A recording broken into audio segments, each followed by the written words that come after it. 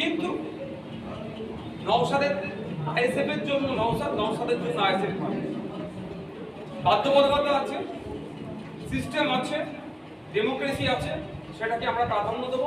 হয়তো সাময়িকভাবে আমাকেও খারাপ লাগছে, অনেকের হয়তো খারাপ লাগতে পারে, কিন্তু আমি এটা মনে করি দল যে সিদ্ধান্ত নিয়েছে সমগ্র মানুষের জন্য ভালো হবে, আমার জন্য ভালো কিছু আগামী দিনে আছে, সেই জন্যই দল এই সিদ্ধান্ত নিয়েছে। এটাকে ছিল রাখছে, আমি মেনে নিলাম। লোকসভার নজর কি ডায়মন্ড হারবারের দিকেই থাকবে আপনার?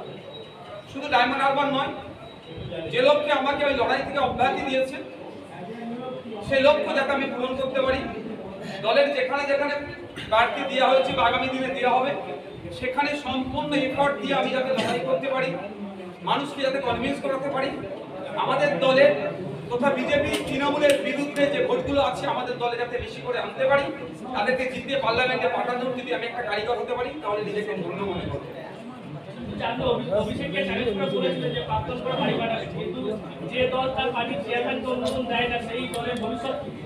ভবিষ্যৎ তো আরো অনেক লং ওয়েতে আছে। এটা তো আমার মনে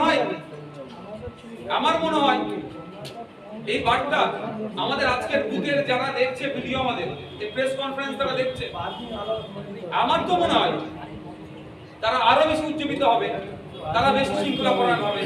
যে চেয়ারম্যানের ইচ্ছা থেকেও দলের ওটা বড় কথা।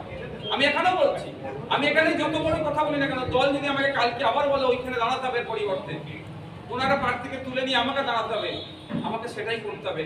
এটা হচ্ছে আমাদের দলে এই ডেমোক্রেসিকে আমরা প্র্যাকটিস করি। তাহলে একটা পুরনো প্রশ্ন আছে, জীবন বসু কিন্তু প্রথম দিন বলেছিলেন প্রার্থী তালিকা ঘোষণা করার পর যে আপনি ডায়মন্ড করে দাঁড়ানোর জন্য কোনো ইচ্ছা প্রকাশ করেন।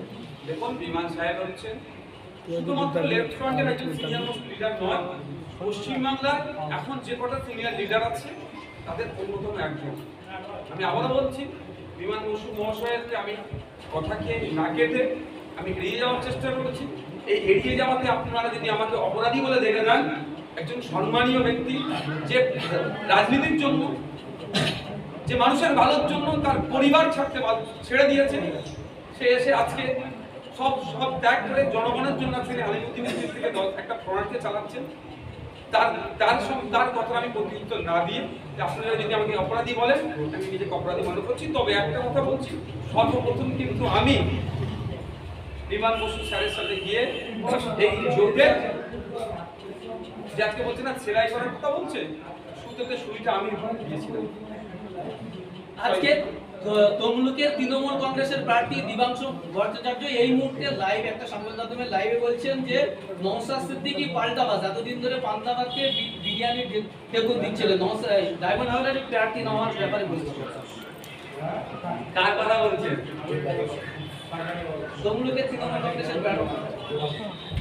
ব্যাপারটা হচ্ছে, দেখবেন ওরা সব আপনাদের চ্যানেলে যাই তো, চ্যানেলে গিয়ে ভিডিও করে, কি কোয়ালিটিটা বুঝিয়ে দিচ্ছি, চ্যানেলে গিয়ে ভিডিও করে, আপনারা ভিডিওটা ছাড়ে, ওই ভিডিওটা ডাউনলোড করে নিজেদের ইউটিউব চ্যানেল বানিয়ে সেখানে দেয়, যাতে ভিউজটা হবে, টাকা ইনকাম করবে। এই ধরনের ধান্দাবাজদের উত্তর আমি দেবো? আর আপনারা আমার যে ভিডিও আমাদের চালান, আমরা ডাইরেক্ট লিঙ্কটাকে পাবলিকের কাছে শেয়ার করে দিই। এটা হচ্ছে দেবাংশুদের সাথে আইএসএফের কথা। গত পঞ্চায়েত ইলেকশনে আপনাদের অভিযোগ ছিল বিভিন্ন কেন্দ্রে আপনারা বুথ কর্মী দিয়েছিলেন, কিন্তু তাদেরকে ভয় দেখিয়ে তাদেরকে সরিয়ে দেওয়া হয়েছিল ভোটের আগে, এবং এখন লোকসভা ইলেকশনে আপনার সেই বিষয়ে কি প্রস্তুতি নিচ্ছেন? দেখুন, তখন ওয়েস্ট বেঙ্গল স্টেট ইলেকশন কমিশনের হাতে ছিল, কি ভূমিকা পালন করেছে আপনারা দেখেছেন। প্রায় 70-এর অধিক পশ্চিমবাংলার মানুষ খুন হয়েছে, বিভিন্ন রাজনৈতিক দল থেকে আমাদেরও 3 জন খুন হয়েছে, কিন্তু অপদার্থ কমিশনার কি বলেছিল, কে মারা গেছে তা কোনো লাশ মানে খুন হয়েছে আমার কাছে খবর নেই। মানে কতদিনই অপদার্থতার মতো কাজ করেছে। সাথে সাথে পুলিশ, রাজ্য পুলিশের হাতে যে দায়িত্ব ছিল এবং কেন্দ্র বাহিনী আসলেও তাদেরকে ইনঅ্যাক্টিভ করে রেখে গুন্ডামস্তানকে দিয়ে ভোট দিয়েছিল। এবার আমরা আশা করছি ইসিআইয়ের যিনি চিফ, যেভাবে তিনি প্রেস কনফারেন্স করে বার্তা যেভাবে দিয়েছেন, আশার আলো আমাদের কাছে আছে।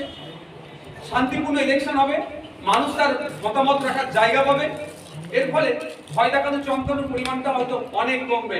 সেই জায়গাতে আমাদের ইন্ডিয়ান সেকুলার ফ্রন্ট একটা পজিটিভ জায়গাতে এগিয়ে যাবে।